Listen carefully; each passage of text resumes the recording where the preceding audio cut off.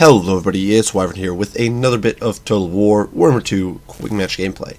This time around we are in Waldenhof playing as the Beastmen against the Dwarves, and this is probably a matchup that plays out fairly similarly for Beastmen almost every time. There are a few little variations you can do on the match, but you basically always have to go heavy on Gores, and you always have to bring certain tools to the matchup. You don't necessarily always have to bring cavalry, for example, but you generally will want some chariot play, a lot of Gores, and then you obviously always need tools to deal with gyrocopters. So that's kind of how I built the army up here, and it's a pretty straightforward comp. I did decide to bring Mordor Shadowgave, nothing fancy on him. He's got all his equipment, his Foe Seeker, his Call to Violence, his double summons, and of course he himself is a pretty tanky lord, especially against Dwarven missiles. I was tempted to bring Khazrak, but the problem with Khazrak is that he's just so very susceptible to Dwarven shooting when he's on his chariot, and you don't want to be losing your lord. Even against dwarves who don't have much access to fear, well, I have no access to fear and terror, you don't want to be losing your lord prematurely to a lord sniping, and as Beastmen, because it could just be disastrous due to your bad leadership. So because of that, I decided to roll with Mordor. He is backed by 5 units of Gores, who of course will dish out a lot of hurt, as well as the Butchers of Kalkengard, who are great in this matchup. They've got Silver Shields to soak up missiles, they've got Regen to get that constant stream of HP, they got Fear, they got Terror, which is still applicable to a lot of Dawi units. And they do have they've got very respectable melee stats. They're just a very solid unit overall, in my opinion. On one flank, we do have an Ungor herd to disrupt backlines, to harass slayers and harass shooting and that sort of stuff. Always a pretty good unit in this matchup, in my opinion, just because it's cheap chaff that trades well with slayers. You can bog down miners, you can bog down units like rangers and all those sorts of troops, tear apart artillery crews, and that's pretty valuable for such a cheap unit. Up in the sky, 2 Harpies to chase off any flyers like gyrocopters, because these can be a big nuisance for you as Beastmen. And finally, back here in the corner, we do have 2 Bray Shaman of Shadows, Bray Shamans, or one of his of Shadows with Enfeebling Foe and Jagged Dagger. The other is Beasts with Ember Spear and Wissen's Wild Form, as well as Jagged Dagger and Wild Heart. In retrospect, probably double Enfeebling Foe would have been better, but what can you do? Hindsight's 20/20. For my opponent, going super heavy on shooting, which is not what I would recommend. If you're Dwarves, going super heavy on shooting is, in my opinion, not a good idea, because against Beastmen, even though it might seem very attractive, because you need to have the tools to get full coverage.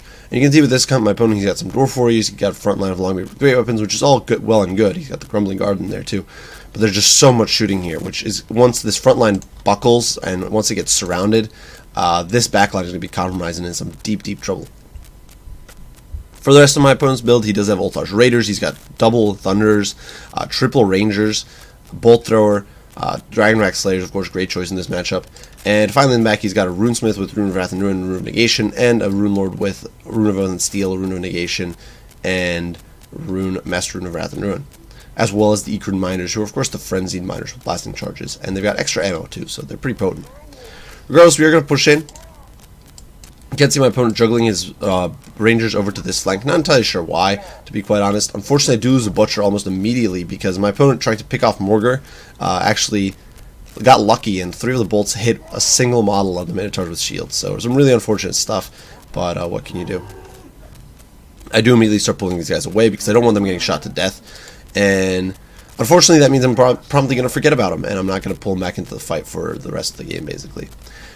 Elsewhere, though, the Gores are pulling forward. You can see they're all just advancing full steam ahead here. My opponent's front line, of course, does have a lot of Dwarf Warriors in there. There's a lot of weaker units that aren't really going to be able to trade all that well.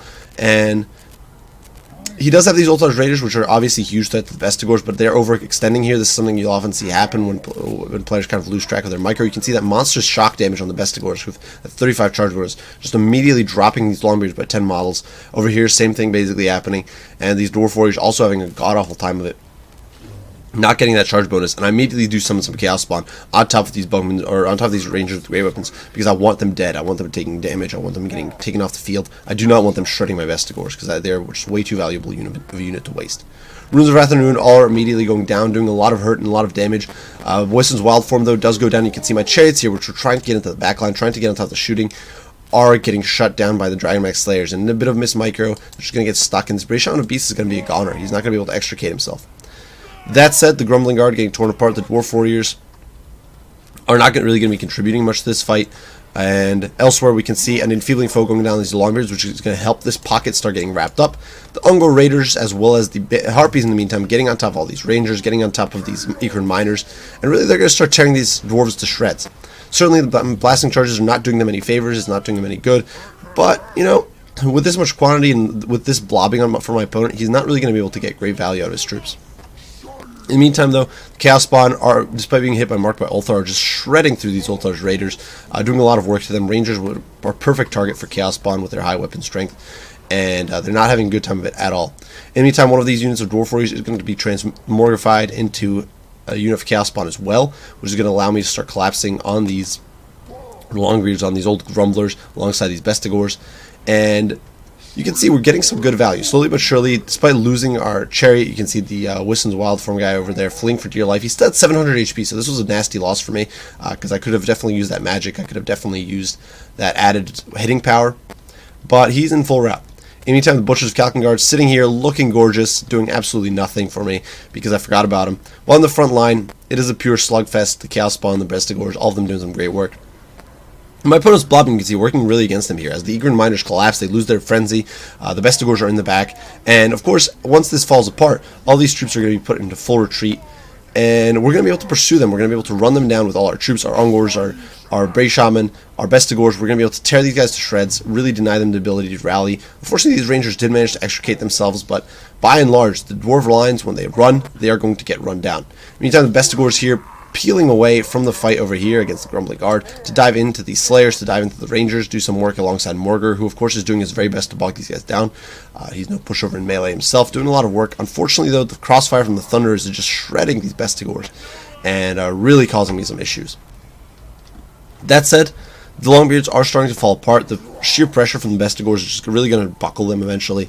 Over here, the Bestigors are going to intercept the Ulthar's Raiders. The Ulthar's Raiders barely get like half a volley into the backs of these Chaos Spawn, I think, and then the Bestigors are on top of them. Now, certainly, Ulthar's Raiders can do some return damage. They've got pretty good weapon stats of their own. The decent melee attack, obviously, against a terrible melee defense, the Bestigors will do wonders. But the Bestigors are going to dumpster them very quickly, especially with Harpy support, and so they're going to get taken down. And you can see the backline here just falling apart, the Egret Miners being run down, the two Rangers fully shattered.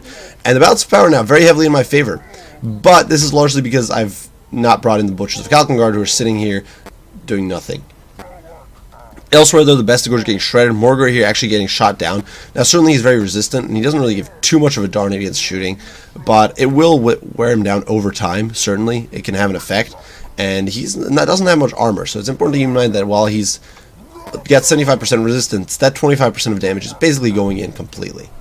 That said, the Ungor Raiders, having broken off this Bolter crew, are going to dive in against the Slayers here. They're going to start tying them down, start bogging them down, preventing them from chasing. And Mordor is going to swing around here and dive in against the Rune Lord, dive in against the Runesmith, and all these troops. And you can see the Bestigors are getting surrounded, but with a bit of support from Call to Violence and such abilities, we're going to be able to keep these guys in the field a little bit, keep doing some damage, keep doing some hurt. And these Bestigors, now freed up after killing off the Ulthar's Raiders, are able to swing in, are going to be able to apply pressure. Our Shaman also coming back, hitting these guys with an enfeebling foe, going to make them much more vulnerable. I perhaps should have used an Overcast just to debuff them further. You can see they're definitely not having the best time of it. The Grumbling Guard just isn't really built for this.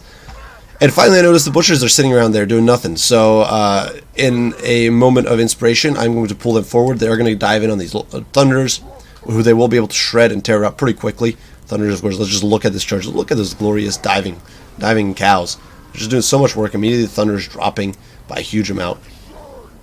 Down by 12 models immediately, so that just shows the Butchers of Kalkengard are just such beasts. And then come the Bestigors, and these guys are just falling apart in seconds. And at that point, even Dawi, that Dawi courage is not going to hold up. Fear, terror, all that sort of stuff kicking in. Now the Brave Shaman of Shadows, after sweeping through this back line here, is going to come in and dive in after these Thunderers, trying to take them offline, because the Thunderers, of course, are a much bigger threat than the Rangers. And he's able to run a few of those Thunderers down. He's going to come back in for another go. Doing a lot of work, picking off models like you can see there, 3 models taken down, or 4 models even. Like we discussed with the Heroic Chariots in one of my previous videos, they're just so very potent at killing models. And the Butchers, they're in there, they're getting in against the Rangers, and we're just running this back line down. And now the fight has essentially degenerated to just this Dwarven pocket, this last holdout, trying to hold up against Mordor, against the Bestigors, but with constant drops of enfeebling foe. The Grumbling Guard, who would normally be a good anchor unit here, is just not able to do the job. Mordor doing a pretty fine job of poisoning and debuffing these troops. They're probably not doing the most damage, of course. But Master Runes of Oath and Steel definitely helping out, especially against Morgr. But more Bestigors recovering and coming back in. Constant pressure being applied. And the Ungors here taking down the Slayers. So you can see this last Slayer on 30 HP. Still fighting the good fight. Still taking on all these Ungors. They're on 36 bottles. Just look at this courageous last stand. And they're like, we'll fight you chivalrously. We'll go one at a time or three at a time or whatever, instead of just swamping you. So he's able to escape. He's able to extricate himself. The Ungor's in full pursuit. And at this point, my opponent's army does shatter. And over here, the last Bestigor gets an amazing slice, just sending that guy's head flying. And that is going to be game for the Beastmen. So, you can see some of those chevrons gained on the Bestigor, which is absolutely ridiculous. Now, my huge micro mistake there was obviously forgetting about the Butchers. I needed them in the fight, and I completely forgot about them. Second mistake, now certainly this wouldn't have been tournament legal, but if I had brought a second Brave Shaman of Shadows with the debuffs, that would have been a far more valuable use, or spell selection, I think. The second Enfeebling Foe, able to double tap those Longbeards, crumble them a little faster, would have just been so much more useful than having a kind of useless Wisdom's Wild form, which doesn't really help against the AP from the Longbeards anyway. And it doesn't really help your damage either, because Bestigors already don't do much non-AP, so it's kind of pathetic. Apologies there. The Minotaurs, they did great when they finally did reach the field, though. The Brave Shaman, of course, showing just how much damage a chariot can do if allowed to fight. And yeah, so all in all, I was pretty pleased with this build. I think the Harpies are mandatory. You need something to screen out Gyrocopters, which are not the rarest sight in this matchup. You just have to be very careful about them. If your opponent has some firing line and then Gyros in the air, your Harpies can potentially get baited into the firing line of, say, some Thunders, and that can be disastrous. Now, for my opponent's build, way too much shooting. This is a simple fact of life. You can't bring this much shooting against the Beastmen. And well, let me rephrase that a little bit. You perhaps can bring a good amount of shooting against Beastmen, but you need to go much wider with your infantry corps. You need to go have many more, either more or definitely more spread out infantry. The fact that my opponent had basically just a 4-unit wide front line, that was very compact, while his shooting was overextending around that front line, was a huge error, because I was able to get a lot of compromise a lot of those troops with Ungors, with Harpies, with the chariots, and had I been a little better on micro, I could have even compromised them worse with Bestigors probably, and the Minotaurs could have probably piled through. So really, either go lighter on shooting, or you need to go wider on the front line. Personally, what I'd recommend is cutting out some of these troops. Probably you could easily, depending on how you want to do this. There's a few ways you could do this. But for example, what you could do like double troll hammers, and then like double cannons or something instead. And that's I think much easier to protect. You could bring like double thunder or double ranger and double cannon. I think the cannons are a good idea. I think against monsters, you do want something that can crush large. Against the Beastmen shooting, you can zone them away with basically anything because their range is very short. Ungor Raiders are largely ignorable. They just don't do enough damage. So as long as you have something that can zone away throwing axes, which can be Iron Drakes, Thunders, Rangers, Quarrelers, whatever, any of those units can work. As long as you have units like that, you're basically set. Personally, I don't find that Beastmen bring too many shooting units in this matchup. Occasionally, you'll see like one or two to zone off Gyrocopters.